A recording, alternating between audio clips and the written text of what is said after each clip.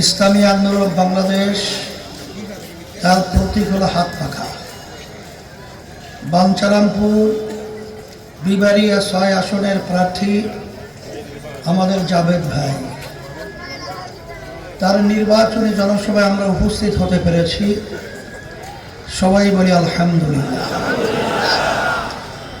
কথা বেশি লম্বা না, সংক্ষেপ বলছি। জাবেদ ভাইকে চেনেন, অন্যান্য যত প্রার্থী আছে তাদেরকেও চিনেন। হয়তোবা কয়েকদিনের মধ্যে বিভিন্ন ধরনের কথার ফুলঝুরি নিয়ে এবং উন্নয়নের ফুলঝুরি নিয়ে আমাদের মন গলিয়ে আমাদের সমর্থন নেয়ার জন্য বিভিন্ন পর্যায়ের বিভিন্ন দল, বিভিন্ন প্রার্থী আসবে। আমি জাবেদ ভাই সম্পর্কে যতটুকু জানছি, তার দাদা ছিলেন এমপি এবং মন্ত্রী, তার চাচাও এমপি ছিলেন। আর জাবেদ ভাই সম্পর্কে আমি যতটুকু জেনেছি, সে ছোটবেলা থেকে এত বড় হয়েছে, কিন্তু আল্লাহর রহমতে যেই মানুষগুলো বিভিন্ন দোষে দোষী থাকে, কিন্তু আল্লাহর রহমতে জাবেদ ভাইয়ের ব্যাপারে সেই দোষের কোনো কথা আমার কানে আসে নাই। এখন আপনাদের এলাকার বিশেষ করে যারা আছেন, জাবেদ ভাইকে চিনেন, এই ভালো লোকটাকে যদি আমরা 12ই ফেব্রুয়ারি জাতীয় নির্বাচনে হাত পাখা প্রতীকে আমরা ভোট দিয়ে তাকে বিজয় করতে পারি, আমি যতটুকু জানছি দ্ব্যর্থহীন কণ্ঠে আপনাদেরকে আমি বলতে পারি যে আল্লাহর রহমতে আপনাদের মুখে হাসি ফুটবে। আর সাথে সাথে আমি এটা বলবো, জাবেদের প্রতিপক্ষ যারা আসছে, যারা নির্বাচনে প্রতিদ্বন্দ্বিতা করছে, এর ভিতরে একটা হলো মাতাল মার্কা নিয়ে আসছে। সে কোন নীতি আদর্শ বাস্তবায়ন করতে চায়? সে নিজে তো বাম দল করে, কথা ঠিক না? আর বাঞ্ছারামের মাটি, বিবাড়িয়ার মাটি ইসলামের ঘাঁটি। সেই হিসেবে আমি পরিষ্কার বলবো, যারা ইসলামকে ভালোবাসেন তারা জাবেদ ভাইয়ের পক্ষে হাত পাখা প্রতীকে ভোট দেওয়া, এটাই হলো দাবি, আর এটাই হলো বাস্তবতা। অন্যান্য যারা রয়েছেন, বিশেষ করে 11 দল হিসেবে আসবে, সেখানে অন্য মার্কা রয়েছে। 11 দলের যে নেতৃত্বে, জামাতের নেতৃত্বে যে জোট রয়েছে, সেই জোটের আমির কিন্তু বলেছেন তারা ইসলাম অনুযায়ী রাষ্ট্র পরিচালনা করবে না। কথা পরিষ্কার, কথার ভিতরে কোনো কারো গোপন নাই। তাই সেই হিসেবে আমি বলবো যে জাবেদ ভাই আসছে ইসলামের পক্ষের বাক্স, হাত পাকা প্রতীক দিয়া।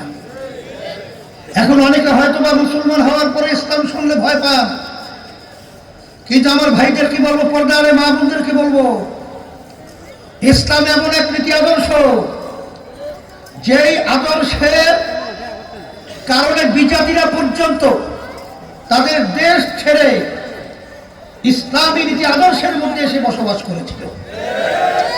ইসলাম আমাদেরকে এমন শিক্ষা দেয়, আপনি ইতিহাস পড়লে দেখবেন, যখন এই দেশের স্বাধীনতা যুদ্ধের সময় আমাদের বাড়িতে, আমাদের মাদ্রাসায় হিন্দুরা পর্যন্ত ওখানে তাদের জানের মালের নিরাপত্তার জন্য ওখানে তারা এসে বসবাস করেছিল। দেখেন, খোঁজ দিয়ে দেখেন, আমার কথার সাথে মিল আছে কিনা। ইসলামী আন্দোলন এমন এক নীতি আদর্শ লালন করে, যেই নীতি আদর্শের মাধ্যমে আমাদের দেশের কালচার হলো, যখন বিএনপি ক্ষমতায় আসে আওয়ামী লীগ পালায়, যখন আওয়ামী লীগ আসে তখন বিএনপি পালায়। কিন্তু ইসলামী আন্দোলন বাংলাদেশ ইতিহাস পড়লে দেখবেন, বিএনপি যখন বিপদে পড়েছিল তখন তাদের নেতা কর্মীরা চরমোনাই যে আমাদের বাড়িতে তারা আশ্রয় নিয়েছে। আওয়ামী লীগ যখন বিপদে পড়েছিল তখন তারা আমাদের বাড়িতে গিয়ে আশ্রয় নিয়েছিল। এই জন্য আমি সকল আহ্বান জানাবো, জাবেদ ভাই ভালো মানুষ, এবং তার নীতি আদর্শ ভালো। যদি আজকে আমরা বিজয় করতে পারি, এই অল্প কয়েক দিনের কিছু গরম টাকার নাউজুবিল্লাহ মাফ করুন, এর বিনিময়ে যদি আমাদের নীতি আদর্শকে আমরা হারিয়ে ফেলি, তাহলে আমাদের আল্লাহ যে সময় থাকে 5 বছর আমাদেরকে পছলাতে হবে। যেরকম 54 বছর আমরা পছলাইছি, এরকম আরো ভবিষ্যতে পছলাবে।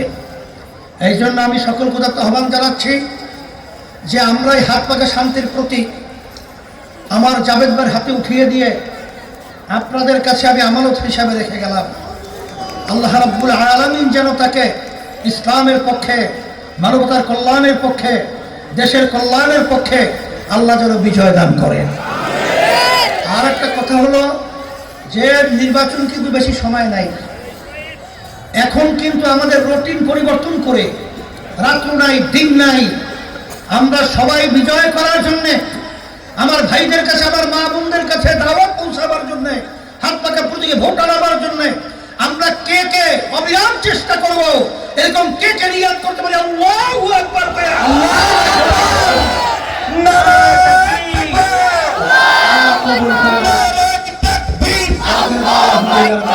ربنا آتنا في الدنيا حسنة وفي الآخرة حسنة وقنا عذاب النار برحمتك يا رب.